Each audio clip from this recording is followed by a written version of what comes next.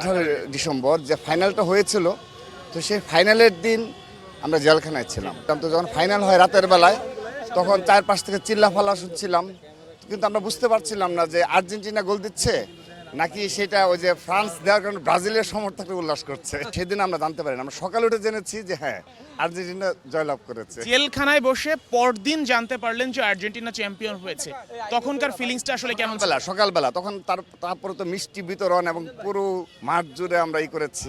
আর্জেন্টিনার র্যালিতে আসছেন, কিন্তু আপনার শরীরে আসলে জার্সি নেই কেন গায়ে? বাস্তবতা হলো আর্জেন্টিনা আমরা যে জায়গায় রয়েছি সেখানে আমরা অবশ্যই সবার খেলাই পছন্দ হয়, কিন্তু বাস্তবিক অর্থে একটা দলের সমর্থক হতে হয়। ছোট থেকে বড় হয়েছি, তখন যাদের খেলা ভালো লেগেছে তো সেই দলের সমর্থক। আপনি আসলে আর্জেন্টিনা সমর্থক? অবশ্যই অবশ্যই। জার্সি না পরার কারণটা কি ভাই? না, জার্সি এখন আমারটা দেয়নি, সম্ভবত ওই পাশে জার্সিটা রয়েছে। আর আর্জেন্টিনা মানে আমরা তো জানি, ধরেন যে রাজনৈতিক দল পাল্টানো যায়, প্রেমিকা পাল্টানো যায়, কিন্তু প্রিয় ফুটবল দল পাল্টানো যায় না। আর্জেন্টিনার প্রতি আপনার আবেগটা আসলে কেমন? অবশ্যই আবেগ অনেক অনেক বেশি, এবং মানে এনে কষ্টের স্মৃতিও রয়েছে। আমরা এই এই এই জীবনে কখনো আর্জেন্টিনা ফাইনালে উঠে বিশ্বকাপ জিতেছে, এটা আজন্ম লালিত স্বপ্ন ছিল সবার। কিন্তু লাস্ট 2022 সালে 18 ডিসেম্বর যে ফাইনালটা হয়েছিল, তো সেই ফাইনালের দিন আমরা জেলখানায় ছিলাম। মানে 7 ডিসেম্বর 2022 সালে যে নয়াপল্টন থেকে গ্রেপ্তার করা হয়েছিল সবাইকে, তো তখন সেখানে আমিও ছিলাম। তো আমরা দীর্ঘদিন জেলে ওই সময় জেলে ছিলাম। তো যখন ফাইনাল হয় রাতের বেলায়, তখন চারপাশ থেকে চিল্লাফাল্লা শুনছিলাম, কিন্তু আমরা বুঝতে পারছিলাম না যে আর্জেন্টিনা গোল দিচ্ছে নাকি সেটা ওই যে ফ্রান্স দেওয়ার কারণে ব্রাজিলের সমর্থকরা উল্লাস করছে।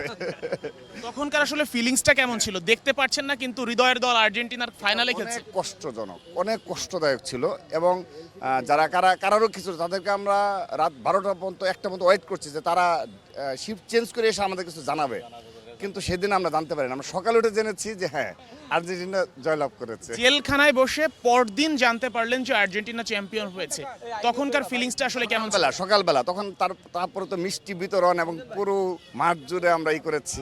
মনে কি হচ্ছিল যে আপনারা জেলে আছেন? না, তো এই কষ্ট তো আর ভোলার মতো না। ওইটা ওই মুহূর্তের জন্য আসলে আর্জেন্টিনা ফ্যান হিসেবে ওইটা তো আমাদের অনেক নেতৃবৃন্দ ছিলাম আমরা। তো শেষ প্রশ্ন, সেটা হচ্ছে ইতিহাসে প্রথমবারের মতো আর্জেন্টিনা ফ্যানরা একদম নির্ভর, কোনো চাপ নেই, কোনো কষ্ট নেই, এবং লিওনেল মেসিও নির্ভর, কোনো প্রত্যাশা নেই, এবং প্রতিপক্ষ যদি ট্রলও করে ওইটাও এখন আর গায়ে লাগে না। এই ফিলিংসটা কেমন? হ্যাঁ, অবশ্যই। বাস্তবতা কি, ফুটবলে কিন্তু যাই বলেন না কেন, ব্রাজিলের একটি নান্দনিক ছোঁয়া রয়েছে ফুটবলে, এটি অস্বীকার করার কোনো সুযোগ নেই। এবং ইতিহাসে আপনি যদি ঘেঁটে দেখেন, সেখানে ব্রাজিলের একটা অনবদ্য অবদান রয়েছে, অর্জন রয়েছে।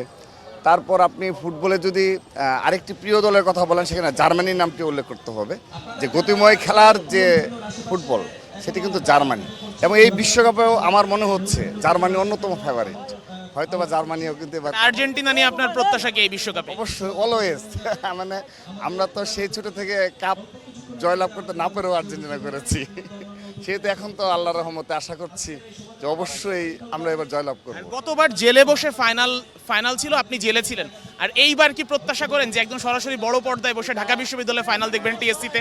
হ্যাঁ, এটি আমাদের অন্যতম যে দুর্ভাগ্য ছিল যে বিশ্বকাপ ফাইনাল জয়লাভ করবে এবং সেখানে আমরা নাই। এটি সবসময় মনে হলে কষ্ট তো লাগে।